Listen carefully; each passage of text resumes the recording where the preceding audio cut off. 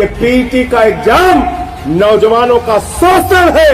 ये पीटी का एग्जाम बंद होना चाहिए। प्रधानमंत्री बनने के लिए कोई योग्यता है? कोई परीक्षा पास करनी पड़ती है? विधायक बनने के लिए कोई परीक्षा पास करनी पड़ती है? सांसद बनने के लिए कोई परीक्षा पास करनी पड़ती है? शिक्षा मंत्री, स्वास्थ्य मंत्री, मुख्यमंत्री बनने के लिए कोई परीक्षा पास करनी पड़ती है? लेकिन एमए करके, पीएचडी करके, बीए पास करके, बीकॉम करके, इंजीनियरिंग करके भी अगर आपको लेखपाल बनना है तो सरकार पूछती है तुम्हारे अंदर योग्यता है कि नहीं, पहले पीटी का एग्जाम दो। ये पीटी का एग्जाम नौजवानों का शोषण है। ये पीटी का एग्जाम बंद होना चाहिए। हम कोई पीटी का एग्जाम नहीं देंगे। तुम्हारा लड़का जैसा धनिया बेच के हजारों करोड़ कमाएगा, उसकी योग्यता नहीं चेक करते।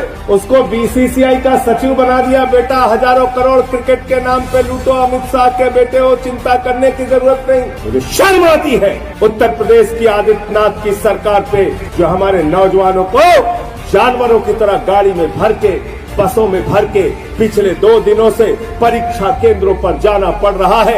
1-1 हजार किलोमीटर दूर जाना पड़ रहा है। अरे ऐसे तो जानवर भी नहीं जाते जैसे तुम नौजवानों को लेकर जा रहे हैं। ये कहा गया कि पीटी की परीक्षा पास करनी पड़ेगी।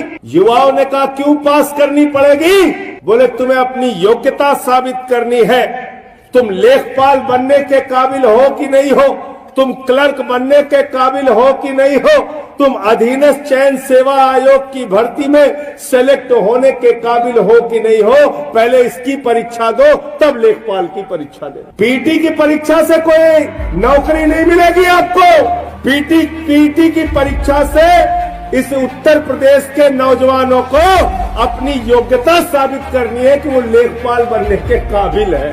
बारे बाबा योगी जी, उत्तर प्रदेश के अंदर, लेकिन अगर आप पूछे यूपी के मुख्यमंत्री की योग्यता क्या है, सरकार कहती है अंगूठा टेको तब भी बन सकता। पूछे शिक्षा मंत्री बनने की योग्यता क्या है, सरकार कहती है अंगूठा टेक है फिर भी शिक्षा मंत्री बन सकता।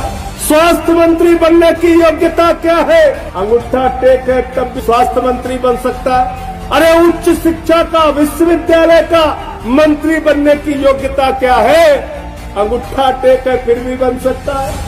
सांसद बनने की योग्यता क्या है, डॉक्टर महेश शर्मा जी ने कहा अंगूठा टेक है फिर भी बन सकता है। अरे विधायक बनने की योग्यता क्या है, बोले अंगूठा टेक है फिर भी बन सकता है। अच्छा सब कुछ छोड़ो, प्रधानमंत्री बनने की योग्यता क्या, बोले अंगूठा टेक है फिर भी बन सकता है। प्रधानमंत्री बनने के लिए कोई योग्यता है? कोई योग्यता है? कोई परीक्षा पास करनी पड़ती है? विधायक बनने के लिए कोई परीक्षा पास करनी पड़ती है? सांसद बनने के लिए कोई परीक्षा पास करनी पड़ती है? शिक्षा मंत्री, स्वास्थ्य मंत्री, मुख्यमंत्री बनने के लिए कोई परीक्षा पास करनी पड़ती है? लेकिन एमए करके, पीएचडी करके, बीए पास करके, बीकॉम करके, इंजीनियरिंग करके भी अगर आपको लेखपाल बनना है तो सरकार पूछती है तुम्हारे अंदर योग्यता है कि नहीं, पहले पीटी का एग्जाम दो। इसलिए ये पीटी का एग्जाम नौजवानों का शोषण है।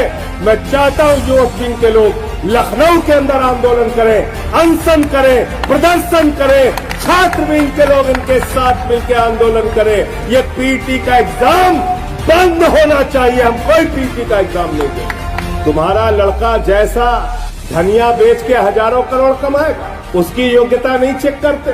उसको बीसीसीआई का सचिव बना दिया, बेटा हजारों करोड़ क्रिकेट के नाम पे लूटो, अमित शाह के बेटे हो, चिंता करने की जरूरत नहीं। और किसान का बेटा, मजदूर का बेटा, मेरठ में रहने वाला, बागपत में रहने वाला, नोएडा में रहने वाला, गाजियाबाद में रहने वाला, उसको बलिया भेजोगे, उसको गाजीपुर भेजोगे, गाजीपुर वाले को गाजियाबाद भेजोगे, बरेली वाले को बलिया भेजोगे।